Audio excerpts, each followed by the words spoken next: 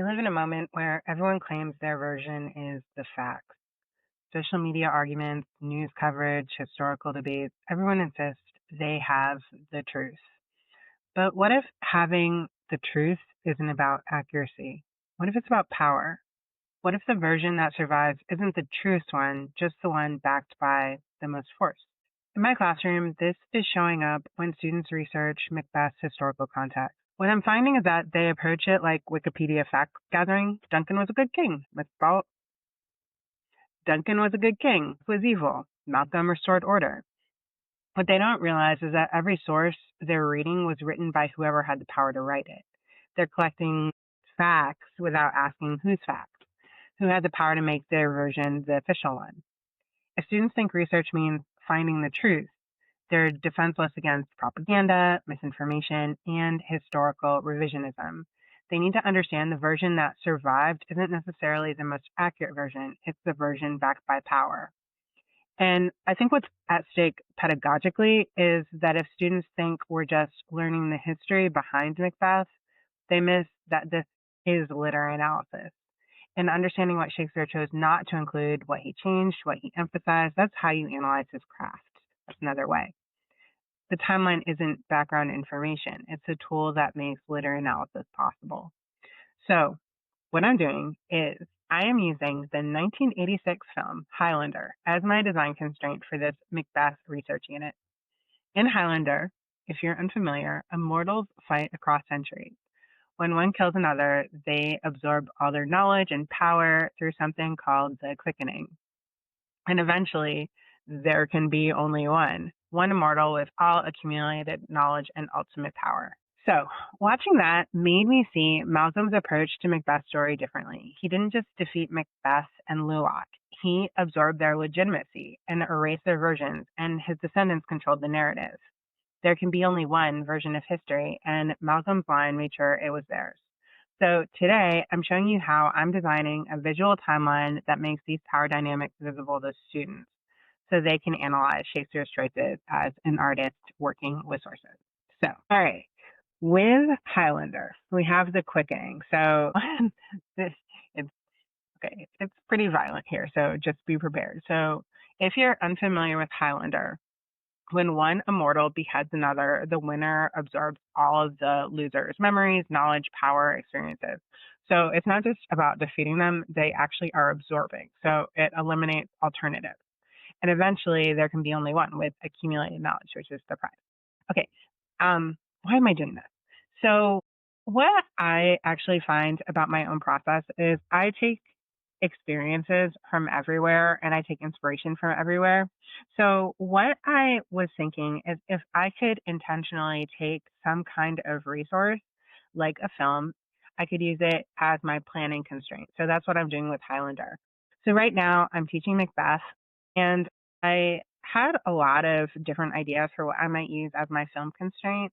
And I came up with Highlander because I do remember watching the Highlander show when I was younger, and I thought it was pretty good.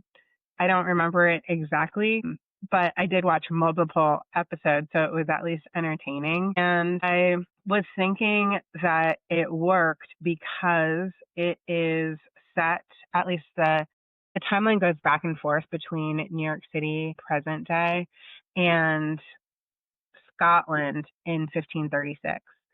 And that isn't really anywhere in the Shakespeare timeline, but what I'm thinking is that Shakespeare wrote Macbeth in early 1600s, like soon after King James became king, and then it is about the historical Macbeth, and that was in the late thousands, so like 1060-ish. And then in the late 1500s, we have the Holinshed Chronicles, which is the accounts which Shakespeare used to create Macbeth. And as I got into what was actually in the Holinshed Chronicles, I realized that my understanding, even though I've taught Macbeth, the first time that I taught it was about 18 years ago now, and I've taught it, I don't know, probably like 50 times if we count all of my sections. But I realized that my understanding of what the Holinshed Chronicles was is actually not what I thought it was, because it's a combination of both myths or legends and historically accurate information. So historically accurate, and we'll use that with a grain of salt. Anyway, what I'm thinking is that even though Highlander is not set in any of those timelines, it is pretty close to when Holinshed Chronicles took place, so, or was collected and written. So it gives a little bit of context. I mean, it really was just like 40 years apart, so less than a generation or two, perhaps. The timeline or life expectancy was lower. But anyway, it was like within recent memory. So it gives me a chance to think about what everything looked like in Scotland at the time that Holinshed Chronicles was put together. And it also is like what the memory would have been like as far as what Scotland was like. So that's my thinking.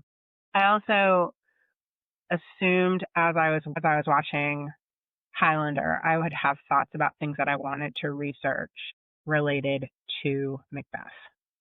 So that was my thinking about that. And as I started thinking about the plot line of Highlander, it also gave me some ideas for what I could do as far as research. So that's just to explain what we're doing here.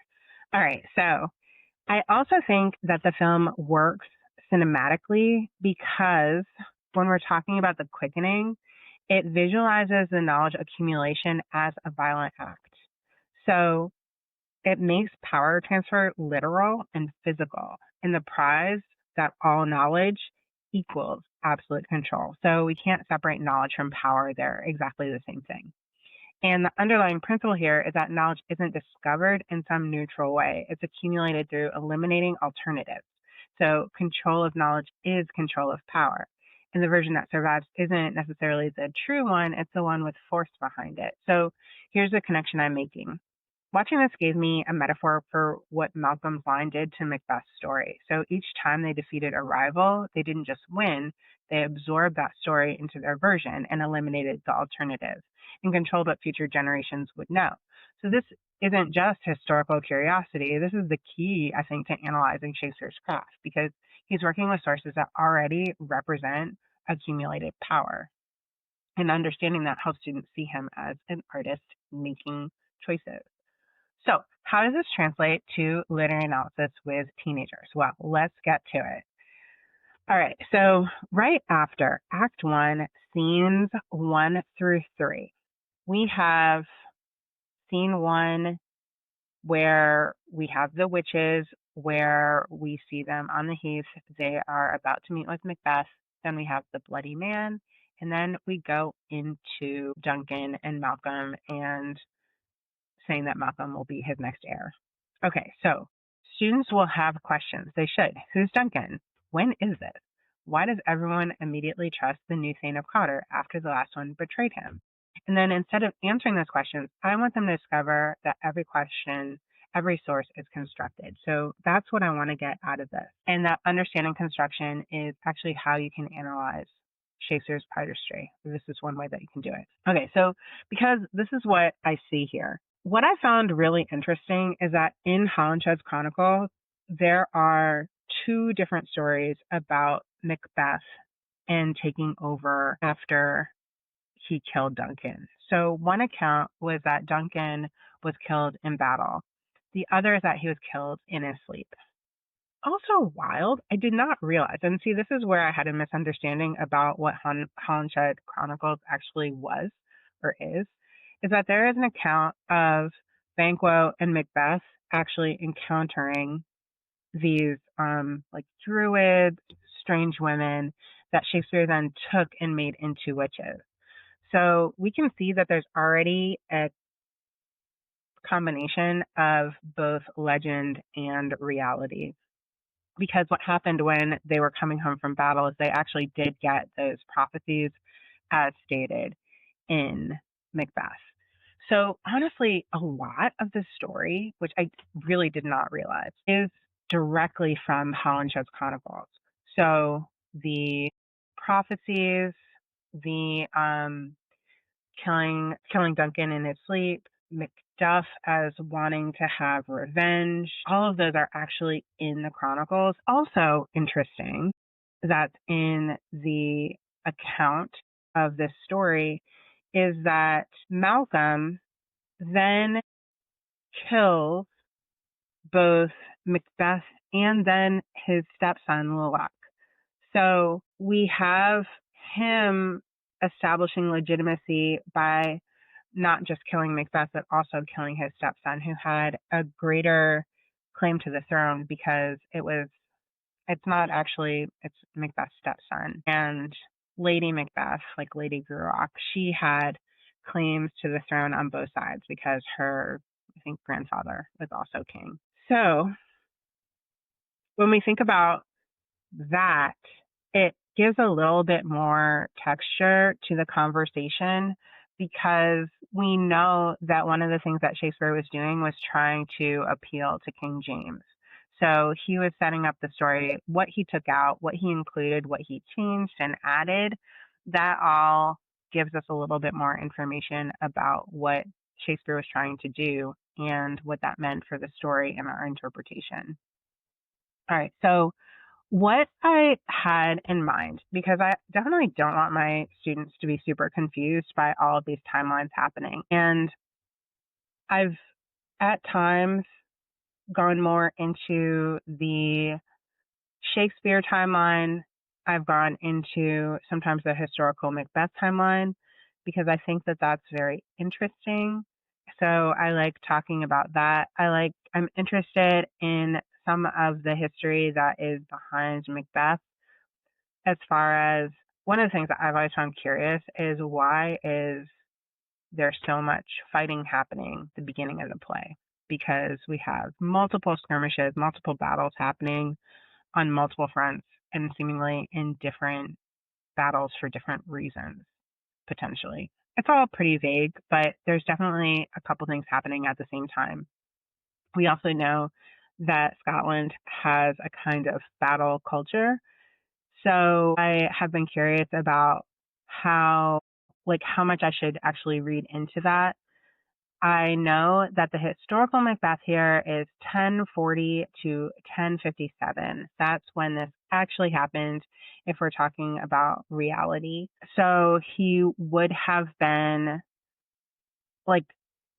we have a condensed version. It seems like he was king for a couple of weeks before Malcolm restores the line with Duncan. Also interesting is that Banquo in the Chronicles was actually a conspirator to killing King Duncan.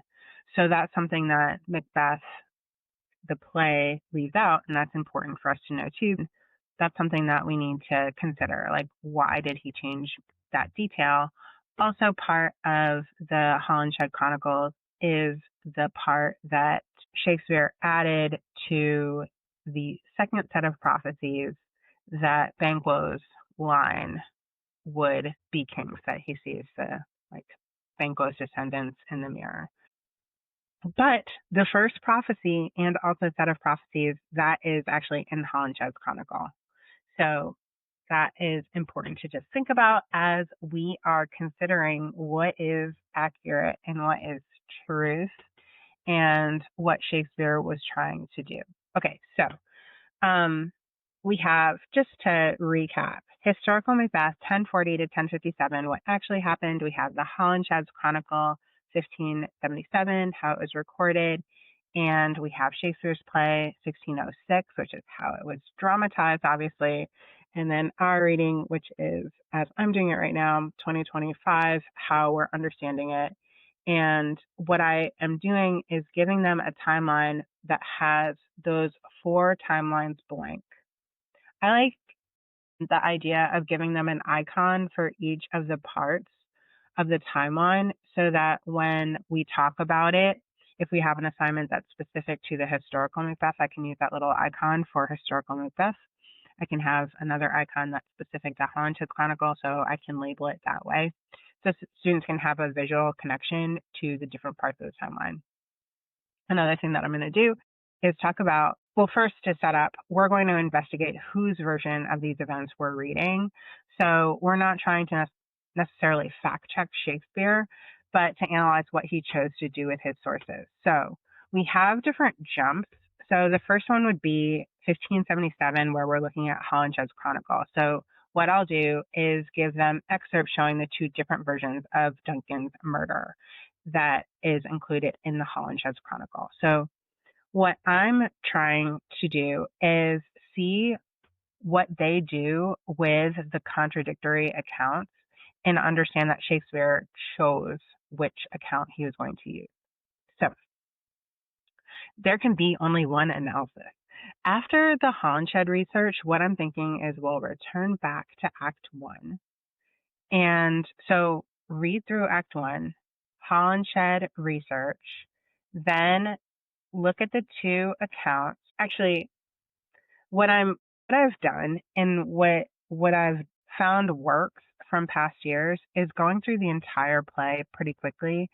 So I like to use the Folger Shakespeare edition, and I'll put the link in the notes. But I like using the video of the performance and showing that pretty much straight through, giving a little, like stopping a little bit more in Act 1 once they have the characters established going through so that they can experience the play as a original, like someone contemporary would have experienced it.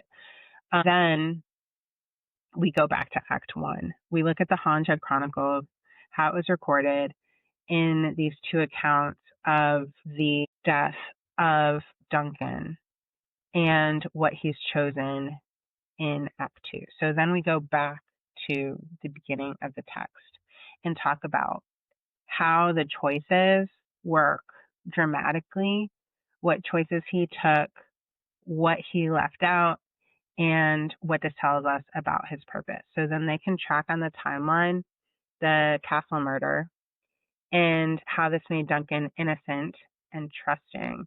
And then also emphasize Lady Macbeth's role and help them to understand that this is all fabricated because there's not really anything in Holinshed's Chronicle about Lady Macbeth's role related to the murder of Duncan.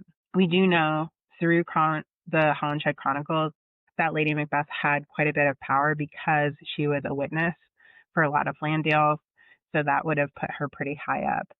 So here's where it becomes literary analysis, though. When we get to Act 1, Scene 7, reminder, this is Macbeth's soliloquy about Duncan, and when he's thinking through what would have happened or what would happen if he were to murder him, I want them analyzing Shakespeare's craft, so focusing on that. He has here in double trust. First, as I am his kinsman and his subject.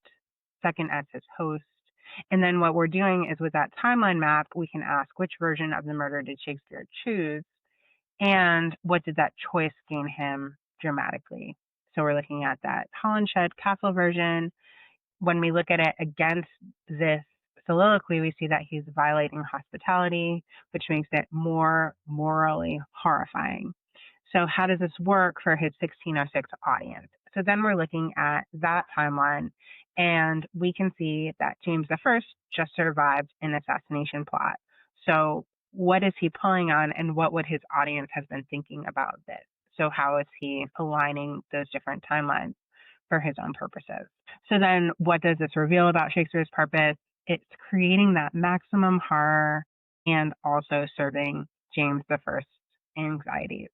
Since James I is one of the patrons of Shakespeare, he definitely wanted to be in his good graces so that he could continue to put on his plays. So this here is where we're bringing in that literary analysis, not what happened, but why did Shakespeare construct it in this way, and what does that accomplish? I do find that depending on students' contextual knowledge, this becomes a really difficult question when we're asking why, what purpose. So when we give them these details, that makes it easier for them to actually do the literary analysis. So what I'm hoping is that they realize, wait, Shakespeare is choosing from sources. So he's making these artistic, deliberate decisions, and that those are the choices that they can analyze. And then with the timeline map, I think it makes this visible. So at each layer, someone is deciding what power to include, what to emphasize, and what to erase. And that helps students to understand and analyze why Shakespeare made his particular choices. So I'm not super sure at this point if I'm going to give them Holinshed's actual text or adapt or excerpt it. I'll probably do some kind of adaptation or excerpt because the language is challenging, but also I want them to get more, maybe a adaptation of excerpts because the contradictions are so clear. Also, I'm wondering, this is quite a bit for day 3, 4, so I'll probably need a little bit more scaffolding before I drop them into there are multiple versions. I'm thinking giving them a little bit of background on Holinshed Chronicles themselves. What I've done in the past, up until this year, because really it is only this year after teaching it so many times, and this says something about me, I understand, but I really did make an assumption about when he was saying, like we say, the source material is Holinshed Chronicles. I had in my mind more, factual information, and didn't realize that what Holinshed was doing was actually pulling together like oral histories, which would include some legend, and also taking some records, which would be like, in some cases, just stories written down. So we're not taking history in like a textbook way that we would, So once I started really thinking about what Holinshed's Chronicles actually are, it really got me thinking differently about what Shakespeare was doing, and also what people of the time actually believed, So I think giving a little bit of background on Holinshed at this point would be helpful before we get into the different versions. But what I keep coming back to is, if front load sources can be contradictory, I'm telling them instead of letting them discover it. So I think the confusion could be productive, and it mirrors what Shakespeare himself faced. So I think helping them understand what Holinshed Chronicles is, and then presenting the two sources and asking them what they took from each, I think that's the way that I really want to go. What I'm really trying to do here is make power dynamics in the sources visible through that visual scaffolding, and then using that for analytical literary analysis. And as I said in the opening, there are a couple places that I think that this really comes through when we think about what happens with the death of Malcolm itself. Also, when we understand what Shakespeare included and did not include about Banquo, and also going forward, what he added and what he removed from Duncan's story, or from Malcolm's story, is important.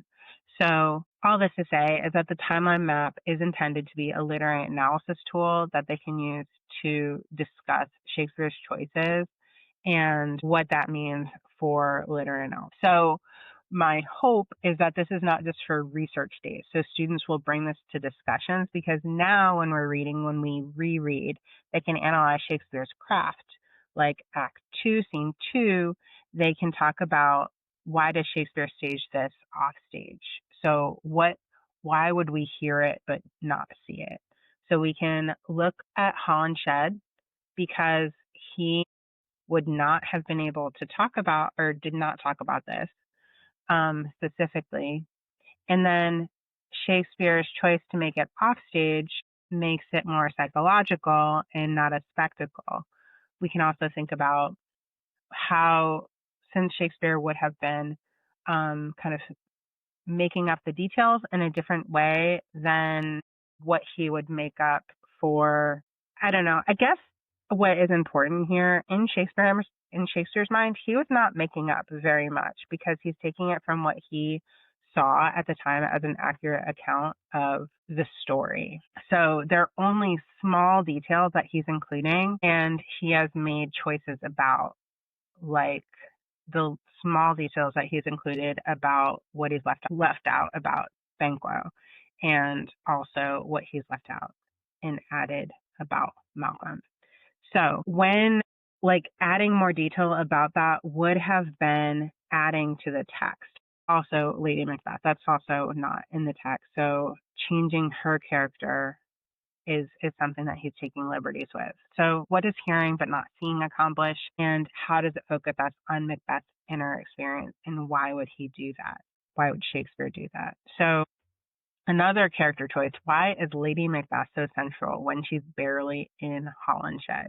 And I really do wonder about this, because the relationship that Shakespeare has with women is so complicated, in my opinion, and I don't know if this is a reflection.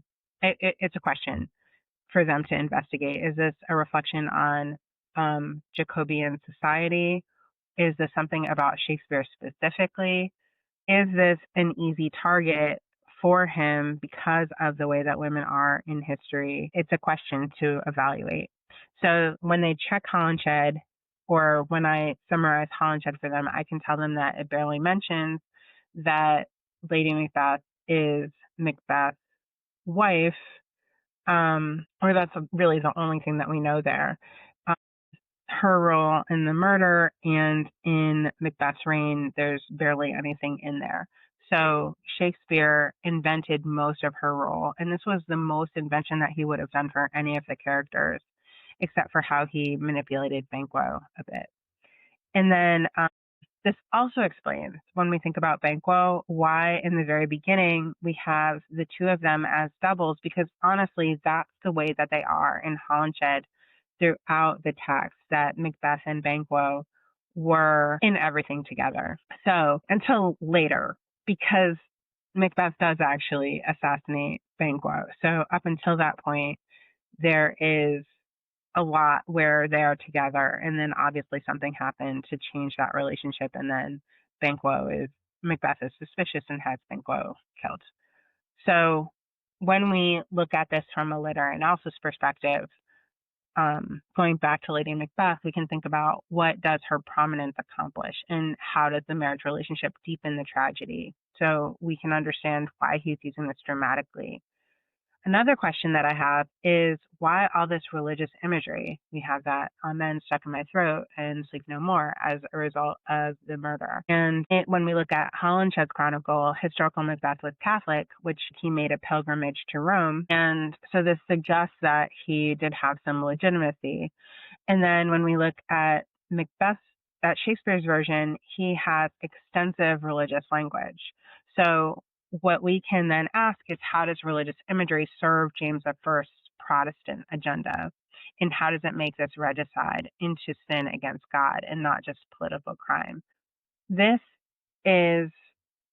goes deeper than me saying Shakespeare changed the sources, and students have something to say during discussion. Like, let me check the timeline. Did Holinshed say this? No.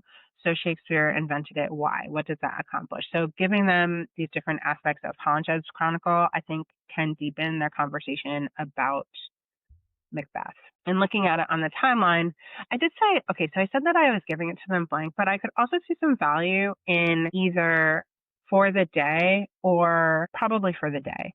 What I would give them is new information to add to their timeline, so that they were getting what is in Holinshed's chronicle. So a little bit of summary, or maybe I'm giving them like snippets that are maybe like modernized so that the text is not quite so difficult, but then they're able to use that from like in their analysis, and having them use like really intentionally doing this historical analysis using a more neo-historical criticism approach.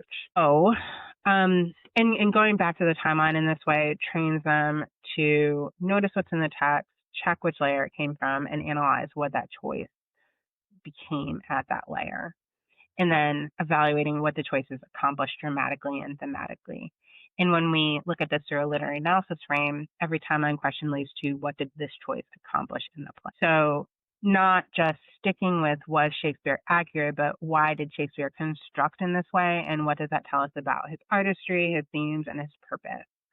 So this might look like, I'm imagining students with a timeline map out during discussions and physically pointing to layers, like, that's from the historical layer, but this is Shakespeare's edition, so let's analyze why he added it, something like that.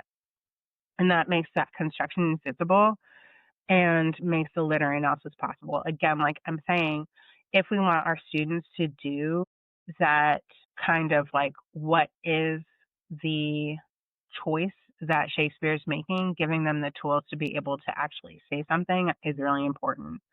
So this is how we can help students deal with multiple sources as they are analyzing. I don't know about you, but that is actually part of my standards.